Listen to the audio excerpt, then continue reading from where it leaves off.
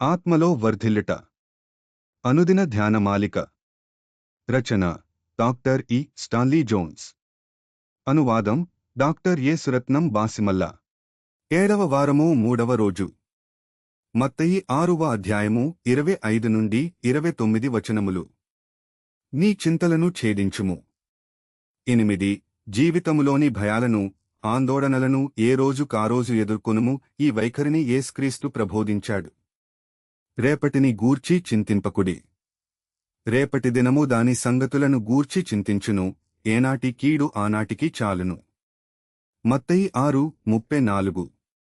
మనము నడిపించుకునుటకు వీలుగా జీవితమును ఒక్కొక్క దినముగా దేవుడు చేసియున్నాడు.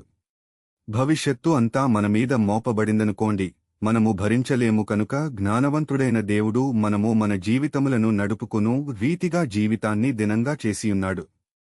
కాబట్టి గతాన్ని మూసివేయుము. రేపటిని గూర్చి లెక్కించకము.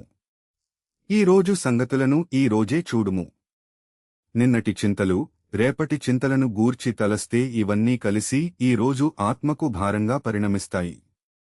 నీ చింతలను ఛేదించి వాటిని జయించుము. అయితే నిన్నటిని గూర్చి, రేపటిని గూర్చిన ఆందోళనను ఏమి చేయాలి అని నీవు అనవచ్చు. నీవు దేవుని స్వాధీనములో ఉన్నట్లయితే నీ నిన్నటి, రేపటి దినాలు ఆయన స్వాధీనంలో ఉంటాయి. నీ నిన్నటి దినంలో నీవు చేసిన వాటినన్నిటినీ ఆయన క్షమిస్తాడు. రేపటిని ఎదుర్కొనుటకు అవసరమైన కృపను, శక్తిని ఆయన నీకు దయచేస్తాడు. ఆయన కృప మన్నావలె నుండి మరునాటికి దాచినట్లయితే నిరుపయోగమవుతుంది. అది ఏ దినమునకు ఆ దినముగా తినవలసి ఉంది. ఈ విధమైన జీవితమునకు తెరవబడిన మార్గము ఈ వచనములో తెలియజేయబడింది. ఆయన మిమ్మును గూర్చి చింతించుచున్నాడు గనుక మీ చింతయావత్తూ ఆయన మీద వేయుడి. నీవు ఆయనపై మోపుచున్న నీ ఆందోళనల భారమును ఏ దినానికాదినముగా ఆయన తీసుకొంటాడు. నీ ఆందోళనల భారమును దేవుని మీద మోపి నీవు విశ్రాంతిగా ఉన్నందుకు దేవునికి వందనములు చెల్లించుము.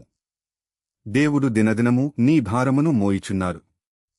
నీ ఆందోళనల పూర్తి భారం ఆయన మీదే వేయుము. నీవు విశ్రాంతిగా నుండగలవు. ఇలా దేవుని స్తుతించుము. ఓ దేవా, నా భారములన్నిటినీ మీ మీద వేసి నేను విశ్రాంతిగా ఉండగలుగుచున్నందుకు మీకు స్తోత్రములు.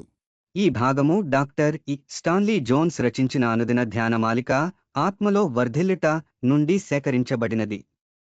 దీనిని మీకు వివరించిన వారు ఎల్. సెలా బుక్స్.